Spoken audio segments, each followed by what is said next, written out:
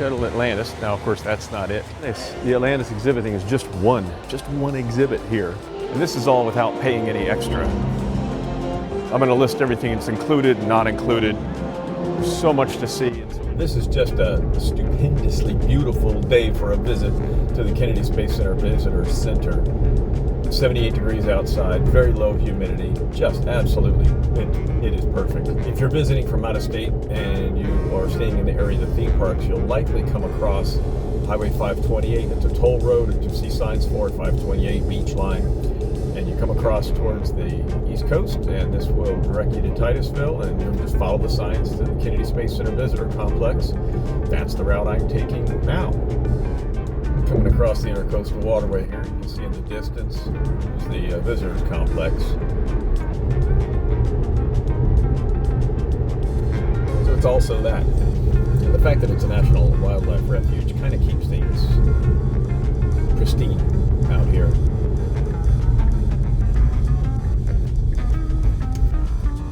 Here we are. Looks like you'd pull right into it, but you don't. You turn here and then you go about another mile. So I think getting to this point can kind of be a bit confusing. You pull off the main road, you see the whole visitor center, you're looking at it, and you turn, you follow the signs, and then it feels like you're driving away from it. Because you are. What you're doing is circling around behind to get to the parking lot area, and we will come back in this way. We feel like we're actually here. Clever countdown. We're counting down to pay for parking. All right, we paid our $15 to park. Now we're making our way up to the ticket booth. Not too busy today. It's a Friday about noon. This doesn't look bad at all.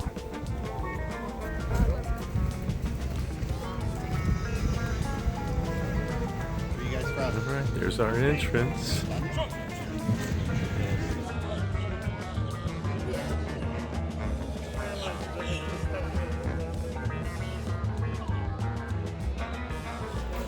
MRVN, huh? I guess that's clever.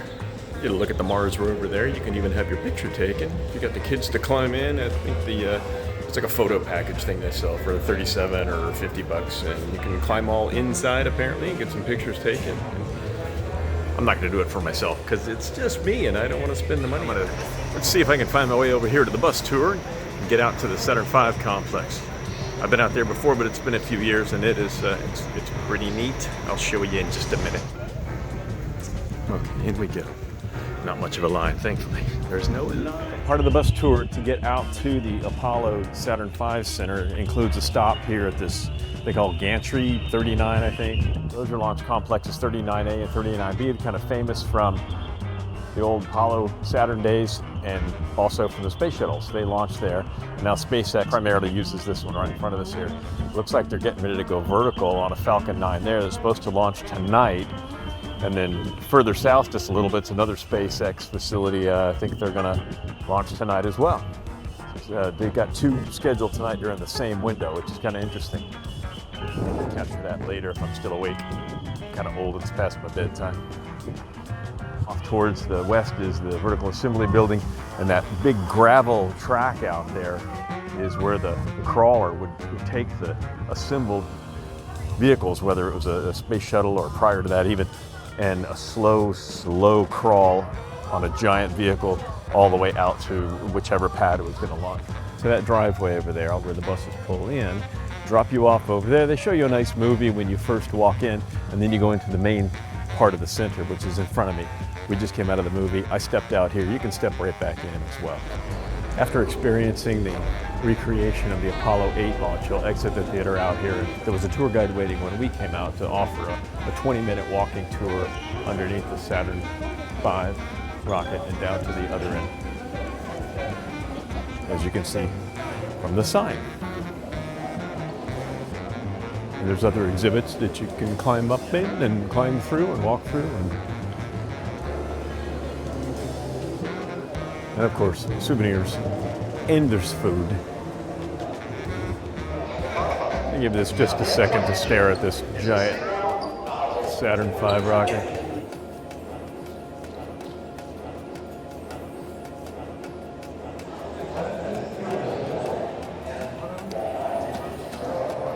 So up until such time in the future when the SpaceX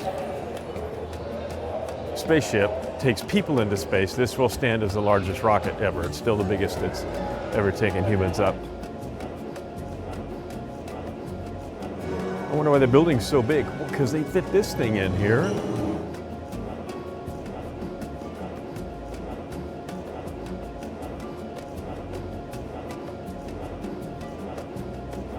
Well, that took me a hot minute to walk from the bottom of the rocket to the top.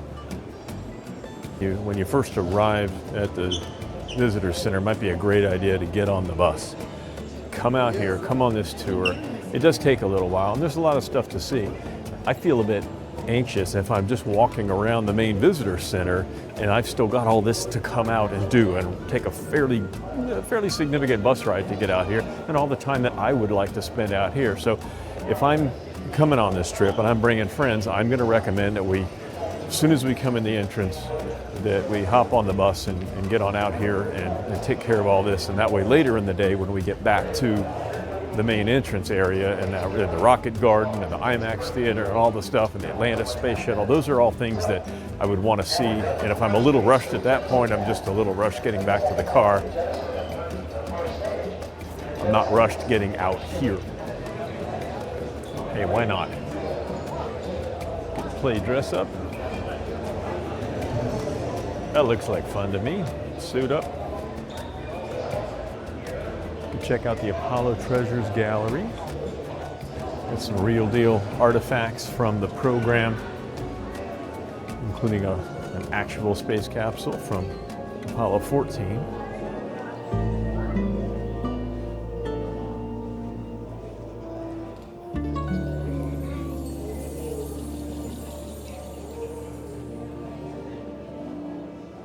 Space Shuttle Atlantis. Now, of course, that's not it right there.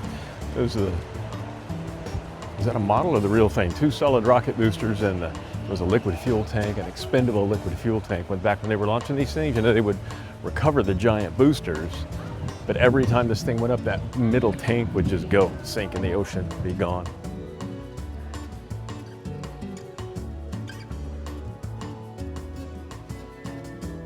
I like it here.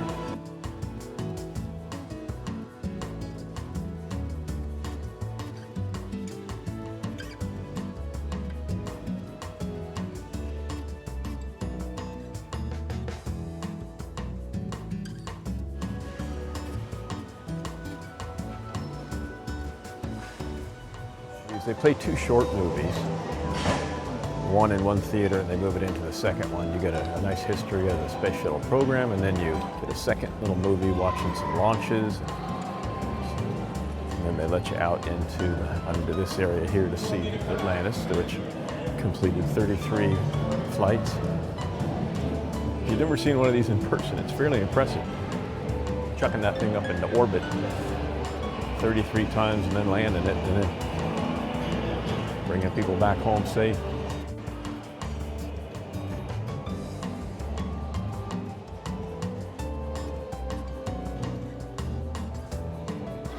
Yeah, fun for the kids, I suspect. You can crawl through the mock-up of the ISS, and you don't have to be a kid to do it, mind you.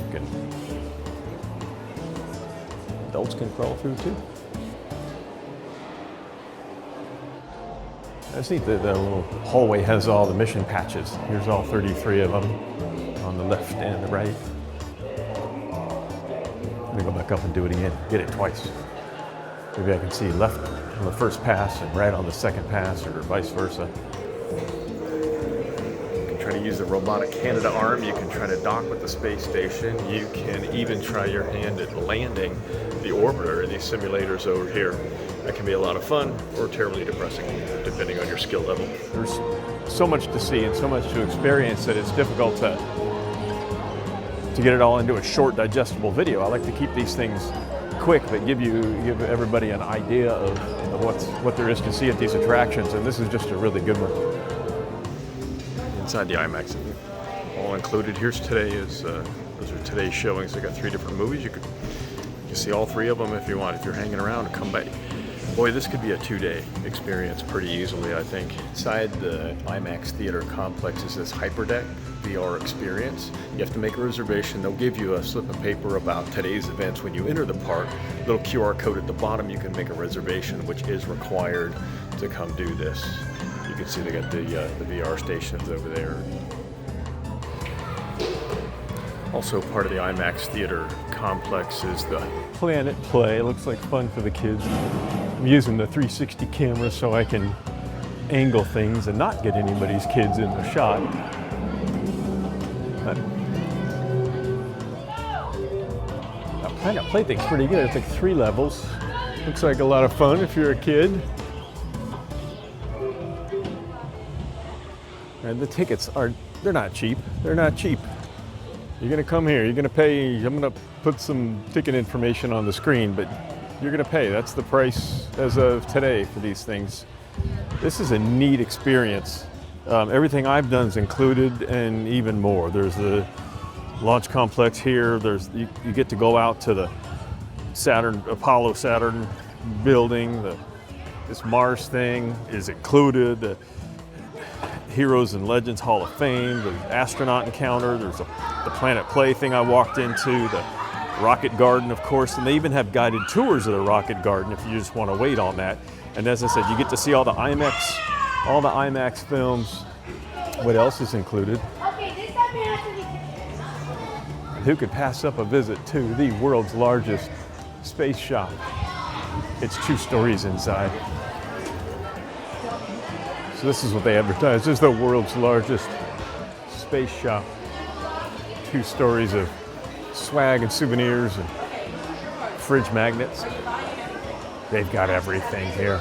At the risk of repeating myself, everything extra is extra. Right? You're going to pay if you want to chat with an astronaut. You're going to pay extra. I guess some people you might think it'd be good to have an all-inclusive ticket, but I think that would be very expensive given the add-ons, and not everybody has the time or the desire to take the longer bus tours around. So, the astronaut training experience is one of the extras. You have to go to the website, different costs for different things that you do in there. Great for the younger, probably the teens that are interested in science. And hey, look, there's something, adults interested in coffee. I'm gonna go over to the Starbucks. Exploring the Gateway. I still try to watch every Falcon 9 SpaceX launch if I can. I know they're out there polluting the skies with internet satellites, but I love watching that thing land. It's just amazing to me that a rocket can come back down and land. And yesterday, Blue Origin did it for the first time. First company, first people to do it other than SpaceX. So the most fun part of the Gateway complex, all that stuff's neat to look at, but the most fun, these are simulators. You can choose your journey and you can take a trip to Mars and you can do some other stuff there. They're not the kind of simulators that make you sick.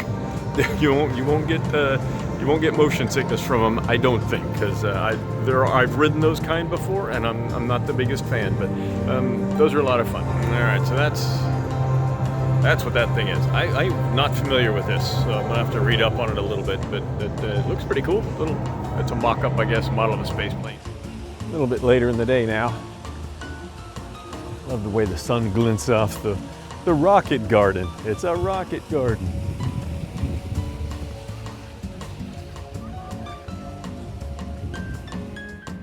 That about wraps it up for me. I really appreciate you joining me. My bottom line takeaway is this is definitely doable in one day. If you're not doing much in the way of add-ons, you can do, I think it's a full day. It's still a full day though. Get here early and plan to spend the day. And if you research those add-ons if you want, and if you're thinking about a second day ticket, that might be the reason why you do it, if you're gonna chat with the astronaut, if you're gonna take the extra long bus tour. Other than that, this is a one-day trip for me, but it's a full day. So have a great time. I hope you enjoy it. I love it. Thanks for joining me.